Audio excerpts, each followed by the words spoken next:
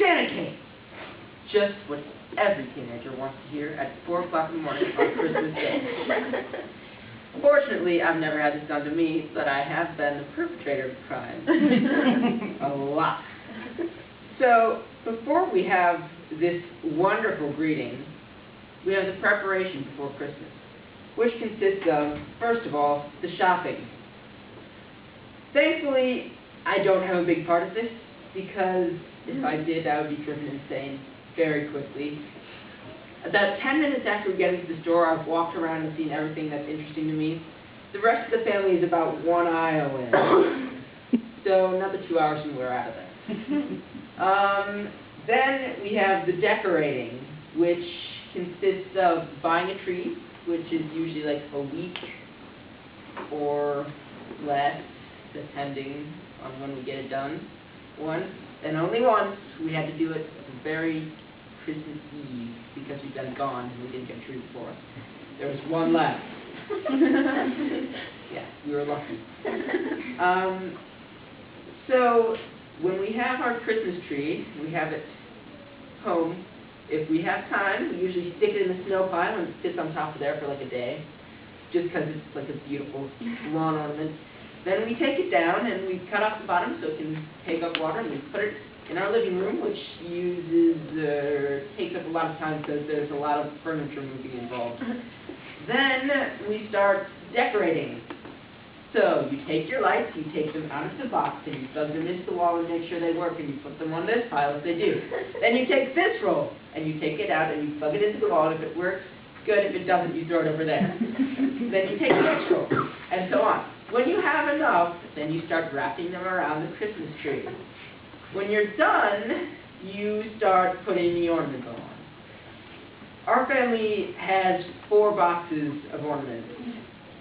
3 of them are about that size. The last one is that big. It's huge. Okay, so when we're done decorating the tree and putting all the ornaments on, it looks like a cone of ornaments. You can't see the Christmas tree anymore, except for some lights gleaming out occasionally. Then we have the cooking. And that is my favorite part, even though I don't do anything with that either. Like, you're sitting there, and suddenly you smell apple pie, and cherry pie, and turkey, and stuffing, and all kinds of other wonderful, delicious food.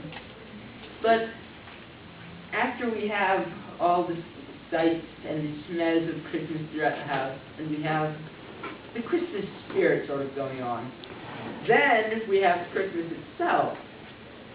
We start out with going to midnight mass. At our church, it starts at 11 o'clock, if that makes any sense. 11 o'clock midnight mass, whatever. Then we come home, and we have our apple cider and hot cocoa and eat cookies and stuff. Go to bed. This year it was around 1. Then we, before we go to bed, we say Merry Christmas to everybody, of course. It's Christmas now.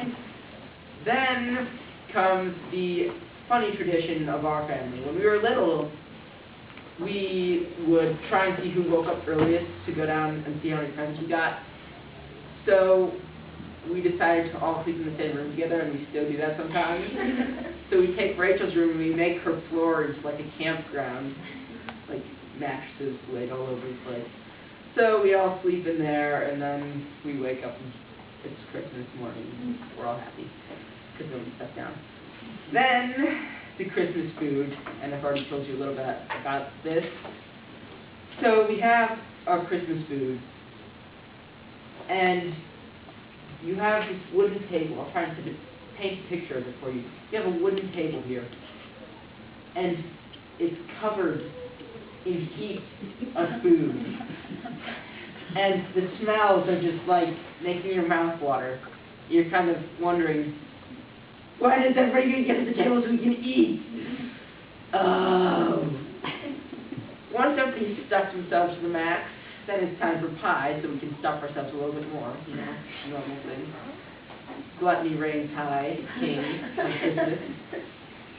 Then it's time for the cleanup, which consists of counters, piles, and dishes, leftover food being put away, and that sort of thing. Then it's takedown, wrapping paper, stuff put away, presents put in rooms, all that kind of stuff. Then it is, now that we have everything done like this, and we're just waiting, and we're kind of wondering, what are we going to do now? And so now that we know what everybody else does for Christmas, what do you guys do for New Year's?